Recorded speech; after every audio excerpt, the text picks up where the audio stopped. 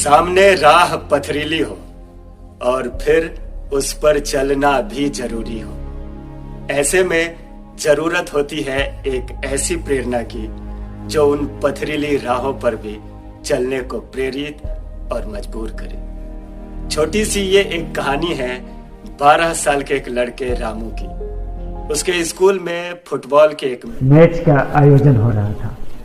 Coach team तैयार करने में जुटा था, लेकिन उस टीम में रामू का चयन नहीं हो पाया क्योंकि वो अच्छा खेल नहीं पा रहा था।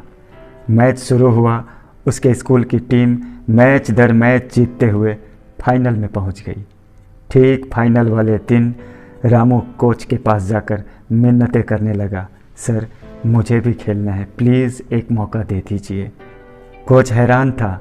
उसने उसे समझाया, बेटा ये फाइनल मैच है, स्कूल की प्रतिष्ठा और मेरी इज्जत दांव पर है और तुमने एक मैच भी नहीं खेला है और तुम्हारी प्रैक्टिस भी अच्छी नहीं है। लेकिन रामू था कि वो मान ही नहीं रहा था। उसने कोच का पांव पकड़ लिया और ज़ोर ज़ोर से रोना शुरू कर दिया। कोच को कुछ समझ में नहीं आ रहा था। रामू की दशा देखकर कोच को उस पर दया आ गई। उसने रामू से कहा, बेटा जाओ खेलो, लेकिन इतना याद रखना आज हमने अपने ही एक बेहतर फैसले के खिलाफ यह फैसला लिया है। मैच शुरू हुआ। रामू ने गजब का खेल दिखाया। एक के बाद एक गोल करके उसने हर मौके को भुनाया और कहना ना होगा कि वो मैच का हीरो बन गया। हर तरफ उसके लिए तालियों की गड़गड़ाहट हो रही थी। मैच समाप्त होने पर कोच उसके पास गया और बोला, बेटा मैं इतना गलत कैसे हो सकता हूँ?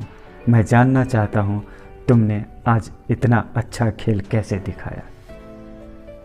रामू मैदान के एक कोने की तरफ टकटकी लगाए देखे जा रहा था और उसकी आंखों से बारिश की बूंद टपक रही थी। कोच को कुछ याद आया। उसने रामू से पूछा, बेटा मुझे याद आ रहा है जब भी मैच की प्रैक्टिस शुरू होता था तुम वहाँ बैठे रहते थे और तुम्हारे साथ एक और भी आदमी होता था, वो कौन है और आज कहीं दिख नहीं रहे? रामू ने जवाब दिया, कोच वो मेरे पिता थे। वो चाहते थे कि मैं एक अच्छा फुटबॉल खिलाड़ी बनूं, लेकिन वो देख नहीं सकते थे और कल रात वो इस अधूरी ख्वाहिश को लिए दुनिया से भी चले गए। आज मैं अपने लिए नहीं अपने पिता के लिए खेल रहा था और वो ऊपर से मुझे खेलते हुए देख रहे थे। कोच ने उसे गले से लगा लिया।